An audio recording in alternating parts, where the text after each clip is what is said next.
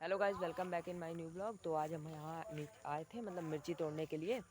इन mummy ने कहा था कि मिर्ची तोड़ लो, थोड़ी सी लाल हो चुकी हैं पूरी मिर्ची। देखो इस वाले पेड़ की भी, और वहाँ पे दो पेड़ हैं, वहाँ पे उस जगह वो देखो, वहाँ एक इधर है, एक उस तरफ है। तो वहाँ से दो मिर्ची के पेड़ वहाँ पे हैं। तो उस वाला पेड़ का तो मैंने तोड़ लिया, ये देखो यहाँ पे रख लिया। अब ये जो ये बचा है, ये वाला तोड़ के जाऊँगा, दूँगा, देखूँगा। ठीक है, फिर अगले वीडियो में फिर मिलेंगे भाई। इतना ही दिखा सकता हूँ क्योंकि अभी मेरे पास पर्सनल मोबाइल है नहीं। ये वाला घर का मोबाइल है, कोई देता ही नहीं है बाहर ले जाने के लिए।